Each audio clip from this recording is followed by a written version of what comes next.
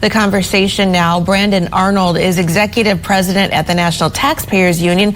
Brandon, thank you so much for your time. You've spent a good bit of time looking at this. Can we start here in shorthand? It's called a government shutdown, but really it's a partial government shutdown, right? Tell us what services won't be funding, though, and how all that works. Yeah, a lot of government officials will continue to report and continue to perform the functions of their job. They're designated as essential employees. So, for instance, you mentioned earlier military employees. Of course, we're going to keep our defense up and running, so soldiers will continue to report to their bases. The Transportation Safety Administration, TSA, will continue to report. But the caveat is most of these folks aren't going to get paid, so they're going to be doing their jobs but not getting paid. And then on top of that, we are going to have millions of federal employees who are furloughed. That means they will stay at home. They won't be working at all, nor will they be paid during this period. That's going to impact all sorts of lower priority functions of government. Now, lower priority is a relative term, of course, and it's one of interpretation. But you think of like national parks and museums and so forth. Those will, in all likelihood, be shut down at the outset of this shutdown period, which will be Sunday. Well, Brandon, you say that House Republicans need to be talking to Senate Republicans, and they're not, which is a big problem. Senate Minority Leader McConnell has made his point really pretty clear. So the real holdup is House Republicans. What can you tell us about that?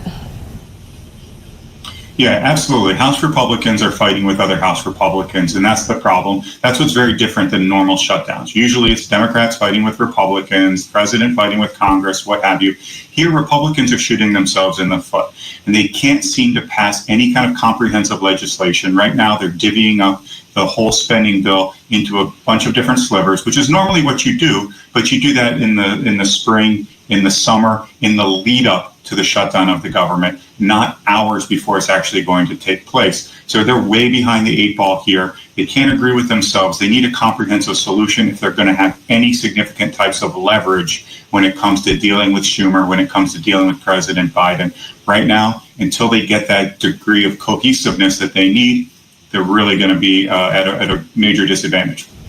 So, Brandon, we're leading up to another presidential election. As the headlines are rolling in, the pressure mounts. It's Republicans that are going to look bad if they don't get all this sorted out, right?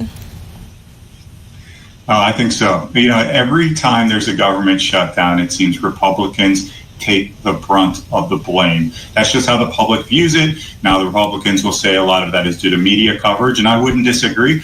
The media is going to certainly portray all of the victims of the shutdown as soon as it occurs. That is, families that plan trips to parks that can't actually take those trips. Senior citizens that are on Medicare, continuing to get their Medicare benefits paid out, but at this point can't get a replacement card if they happen to lose their insurance card.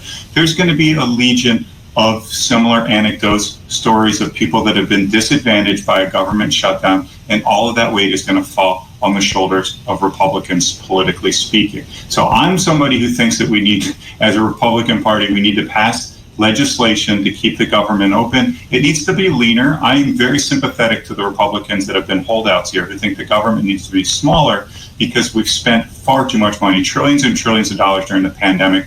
We need to level set, have some fiscal discipline in the federal government, but at the same time, we need to be good stewards of taxpayer dollars, and a shutdown, I don't think, fits that bill. I think it's important to remember a lot at stake here for the American people, in the short term at least. Now, you have two scenarios for how this gets solved. What are they? Well, I think there's two basic scenarios here. I think either Republicans come to an agreement and they go through a normal process, agreeing with Democrats, crafting a deal and getting that to the president's desk. I think a more likely scenario is developing, and that's where you have some moderate Republicans that work behind closed doors with the Democrats to do this procedural move called a discharge petition. Now, if just a small handful of moderates peel off and sign a discharge petition with all House Democrats, then they can circumvent the entire Republican conference and get a continuing resolution, a spending patch to the president's desk for his signature. That would involve very little in the way of the conservative priorities that the Freedom Caucus and other hardline conservatives are asking for. So if that materializes, then that would be the Freedom Caucus really overplaying their hand and getting virtually nothing out of months and months of infighting that have taken place. Okay, Brandon Arnold, Executive Vice President of the National Taxpayers Union. Thanks so much for weighing in on all of this. We appreciate it. And